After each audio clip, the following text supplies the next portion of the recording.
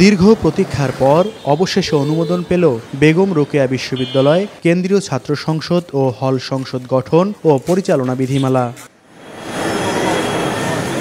মঙ্গলবার সকালে শিক্ষা মন্ত্রণালয়ের মাধ্যমিক ও উচ্চ মাধ্যমিক বিভাগ বিশ্ববিদ্যালয়ের উপাচার্যকে এ সংক্রান্ত একটি সরকারি চিঠি দেয়। এ খবর ছড়িয়ে পড়তেই উচ্ছ্বাসে মেতে ওঠেন শিক্ষার্থীরা।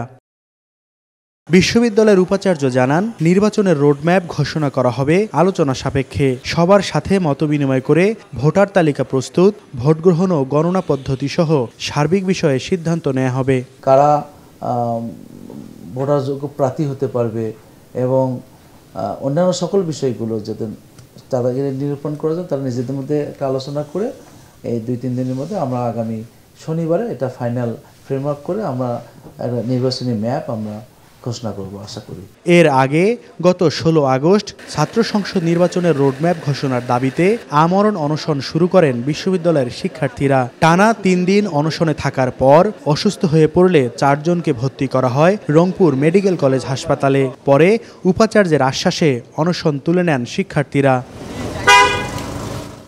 বিধিমালা অনুমোদনের পর শিক্ষার্থীদের প্রত্যাশা নভেম্বরের মধ্যেই সুষ্ঠু ও অংশগ্রহণমূলক নির্বাচন সম্পন্ন হোক। যে প্রসেসগুলো আছে প্রশাসন যথাযথভাবে প্রসেসগুলো মেনটেন করবে এবং অযথা সময় ক্ষেপণ করবে না। যত দ্রুত সম্ভব ছাত্র সংসদ নির্বাচনটা যাতে হয়ে যায়, সুষ্ঠু ক্যাম্পাস এবং সুন্দর একটা নির্বাচন হোক, সবার দাবি দেওয়াগুলো পূরণ হোক, এটাই আমাদের প্রত্যাশা। জুলাই আন্দোলনে কিন্তু আমাদের অন্যতম দাবি ছিল প্রত্যেক ক্যাম্পাসে ছাত্র সংসদ নির্বাচন দেওয়া।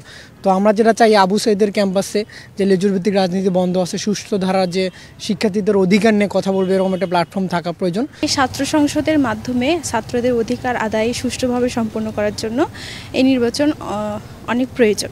অত্যন্ত 1 মাসের মধ্যে নির্বাচনটা বাস্তবায়ন হোক এবং সুষ্ঠু নির্বাচন হোক শিক্ষার্থীদের প্রত্যাশা। এই ব্র্যাকসই হবে বেগম রোকেয়া শিক্ষার্থীদের অধিকার আদায়ের কণ্ঠস্বর, রংপুরের বৈষম্য নিরসনের কণ্ঠস্বর, সেটা আমাদের প্রত্যাশা। 2008 সালে যাত্রা শুরু করা বেগম রোকেয়া বিশ্ববিদ্যালয়ের বর্তমান শিক্ষার্থী 7,000-এর বেশি। Mahmud Rafin, star news, Rangpur.